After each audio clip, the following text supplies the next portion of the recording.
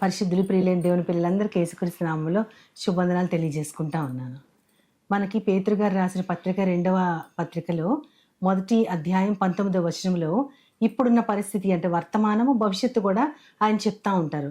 అది ఎలా ఉంటుందంటే ఆయన అంటే యేసుక్రీస్తు వారి కొండ మీద ఆయన రూపాంతరం చెందినప్పుడు ఈయన నా ప్రియ కుమారుడు, ఈయనందు నేను ఆనందించుచున్నాను అన్న శబ్దము ఆకాశం నుంచి వచ్చినప్పుడు మేము కూడా అక్కడే ఉన్నామని సాక్ష్యం చెబుతూ ఆయన ఏమంటారంటే 19వ వచనంలో ఇంతకంటే స్థిరమైన ప్రవచన వాక్యము మనకున్నది అని చెప్తారంటే దేవుని కుమారుడి ఈయనే నా ప్రియ కుమారుడు అన్నటువంటి వాక్యం కంటే ప్రవచనము స్థిరమైన వాక్యముగా మనకుంది. కానీ అది ఎప్పుడు మనకి స్థిరమైన ఆ వాక్యం ఎప్పుడు దాని యొక్క నెరవేర్పు ఎప్పుడు తెలుస్తుంది అంటే తెల్లవారు వరకు వేకువ చుక్క ఉదయించే వరకు మీ హృదయాలలో అది చీకటి చోట్ల వెలిగిచ్చే దీపమై ఉంటుంది. అంటే చీకటిలో ఉన్న మనము తెల్లవారి వెలుగు ఎలా వస్తుందంటే స్టార్టింగ్ వెలుగు అనమాట, ట్విలైట్ అంటారు కదా, అది చాలా తక్కువ వేకువ చుక్క స్లోగా చిన్న చుక్కతో మొదలైన వెలుతురుగా వచ్చినప్పుడు ఆ వేకువ చుక్క వచ్చే వరకు కూడా మీరు చీకట్లోనే ఉంటారు. తెల్లవారి సూర్యుని కిరణాలు లేదా వేకువ చుక్క ఉదయించే వరకు మీరు చీకట్లో ఉంటారు. కాబట్టి ఆ చీకట్లో కూడా మీకు దీపం కావాలి కదా. ఆ దీపం ఏంటంటే ఆ దీపమే దేవుని వాక్యము అని చెప్తున్నారు. అక్కడ మనకి 3 విషయాలు పేతురు గారు చెప్తా ఉన్నారు. ఏంటంటే స్థిరమైన ప్రవచన వాక్యము. ప్రవచనము అంటే ముందుగా దేవుని యొక్క వచనము, దేవుని యొక్క వాక్యము ముందుగా తెలియజేయబట్టం. ఈ ప్రవచనము స్థిరమైనది అని ఆయన అంటున్నారు.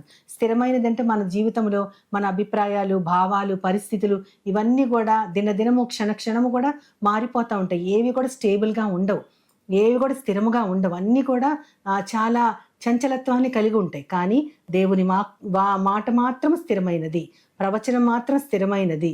ఎందుకంటే దేవుని దగ్గర నుంచి వచ్చిన మాట. మనుషులు తమ మాటల్ని మారుస్తారు, ఏదో ఒకటి చెప్పి బుకాయిస్తారు, కానీ దేవుని మాట మాత్రం చాలా స్థిరమైనది. అదే మనకి మత్తయి సువార్త 24వ అధ్యాయము 35వ వచనంలో చెప్పబడుతుంది. అక్కడ ఏమని ఉంటుందంటే దేవుని మాట ఎంత స్థిరమైనది అని చెప్తా ఉంటారు యేసయ్య. అక్కడ చెప్తా ఉంటారంటే ఆ మాట ఎప్పటికీ కూడా మారదు, అది స్థిరమైన మాట అని చెప్పబడి ఉంటుంది అక్కడ. అంత స్థిరమైన మాట గురించి పేతురు గారు చెప్తా ఉంటారు. అంతేకాకుండా అది చీకటి గల చోట్ల వెలుగిచ్చే దీపమై ఉన్నది. చీకట్లో ఉన్న మన జీవితాలు, చీకటి అంటే లిటరల్గా చీకటి కాదు, మనము రాత్రి కాలంలో సూర్యుడి వెలుగు కోల్పోయిన తర్వాత చీకటిగా ఉంటుంది మామూలు ప్రపంచము. ఆ చీకటి కాదు ఇక్కడ చెప్పేది. మన జీవితాలలో చీకటి. మన జీవితాలలో చీకటి అంటే భయము, దుఃఖము, నిరాశ, బాధ, కృంగుబాటు, వేదనలు, శ్రమలు, కష్టాలు ఇవన్నీ కూడా చీకటితో పోల్చొచ్చు. ఇటువంటి వేదనల శ్రమల్లోంచి వెళ్తూ ఉంటారు. ఈ ఆత్మీయ స్థితే చీకటితో పోల్చబడింది.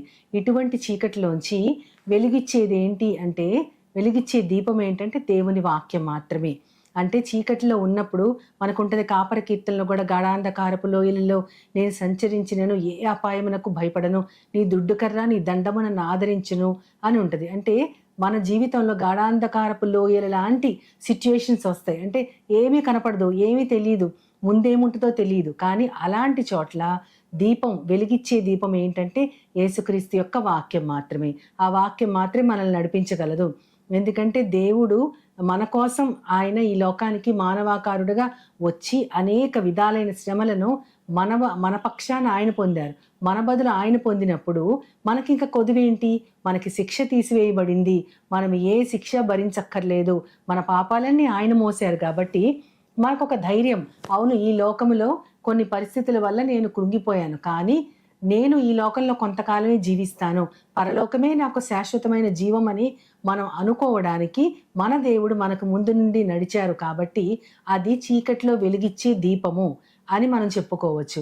అది యేసుక్రీస్తు వారు మనకి ఇచ్చేటటువంటి అభయము. అయితే ఈ చీకట్లో వెలిగిచ్చే దీపము అంటే వాక్యం అని చెప్పుకున్నాం. కానీ మధ్యలో తెల్లవారి వేకువ చుక్క మీ హృదయాలలో ఉదయించే వరకు, అంటే మీ జీవితం చీకట్లో ఉంది, ఆ చీకట్లో నడవటానికి వెలిగిచ్చే దీపము దేవుని వాక్యము. కానీ దీని తర్వాత తెల్లవారి వేకువ చుక్కలాగా ఉదయించే వెలుగు వచ్చే వరకు, వేకు చుక్క వచ్చే వరకు అంటే ఆ వేకువ చుక్క ఎవరు? యేసుక్రీస్తు వారే వేకువ చుక్క. ఆయనే తిరిగి వస్తారు.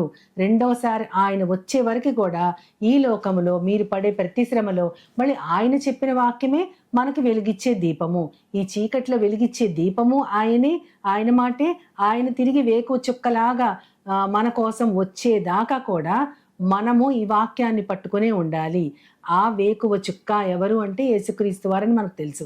ప్రకటన గ్రంథం 22వ అధ్యాయం 16వ వచనంలో ఏమని ఉంటుందంటే, అక్కడ యేసుక్రీస్తు వారు మాట్లాడుతూ సంఘాలకు ఈ సంగతులన్నీ చెప్పటానికి, సాక్ష్యం ఇవ్వడానికి క్రీస్తు అను నేను నా దూతను పంపుతున్నాను అని ఉంటుంది అని ఉండి, యేసు అనే నేను దావీదు యొక్క వేరు చిగురును, సంతానమును, వేకువ చుక్క, ప్రకాశమానమైన వేకువ చుక్కని అయి ఉన్నాను అని ఉంటుంది. అంటే తన గురించి తాను చెప్పుకుంటున్నారు. ఏమనంటే, నేను దావీదు యొక్క వేరు చిగురిని, దావీదు యొక్క సంతానాన్ని, అంత మాత్రమే కాకుండా ప్రకాశమానమైన వేకువ చుక్కను కూడా నేనే. ఆ వేకువ చుక్క మన జీవితాలలో వచ్చే వరకు, అంటే ఇక్కడ రెండు అర్థాలు ఉంటాయి. అంటే దేవునిని తెలుసుకునే వరకు, దేవుని వాక్యము దేవునిలో స్థిరంగా ఉండే వరకు, దేవుని వాక్యమే మనకి చీకట్లో దీపము. అంతేకాకుండా ఒకవేళ ఆయన రెండోసారి వచ్చే వరకు కొంతమంది ఉంటారు కాబట్టి, ఆ రెండవసారి ఆయన వచ్చే వరకు కూడా ఆ వాక్యమే మనకి స్థిరమైన ప్రవచన వాక్యము.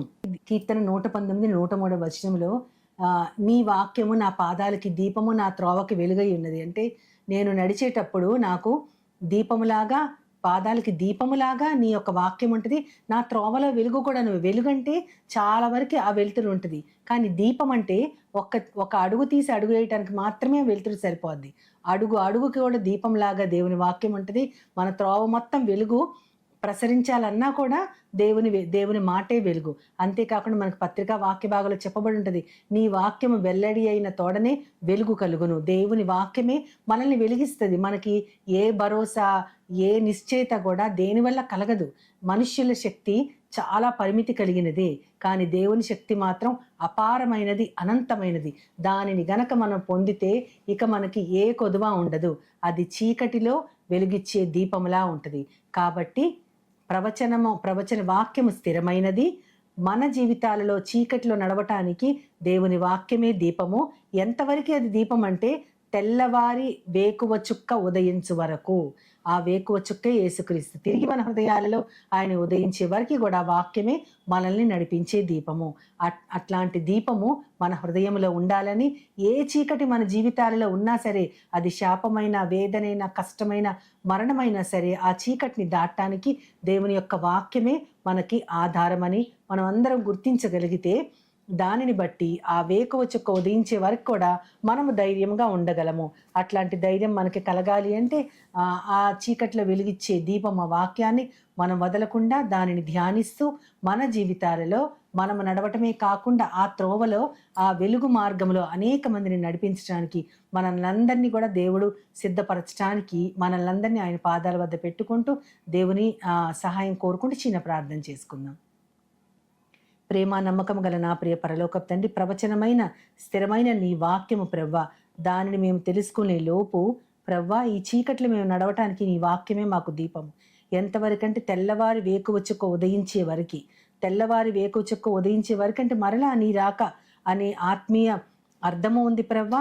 మేము స్థిరంగా నీలో నాటబడు అంతవరకు కూడా ఉంది ప్రవ్వ. కాబట్టి మాకందరికీ కూడా మా జీవితంలో ఉన్న చీకట్లను దాటడానికి వెలుగుగా నీ యొక్క వాక్యము మా హృదయాలలో వెల్లడి అవ్వటంతోటే ఆ వెలుగు మమ్మల్ని నడిపించడం, మమ్మల్ని వెలిగించడం మాత్రమే కాకుండా అనేక మందిని ఆ మార్గంలోకి ఆకర్షించబడేటట్లు, ఆ వెలుగు మార్గంలోంచి వారు కూడా నడుచుకుంటూ నిన్ను చేరుకోవాలని నీ ప్రియకుమారుడు నా ప్రియ ప్రభువైన యేసుక్రీస్తు వారి ద్వారా కోరి ప్రార్థిస్తున్నాను పరమ తండ్రి. ఆమేన్, ఆమేన్, ఆమేన్. వందనాలు. As Jesus now, He's always near.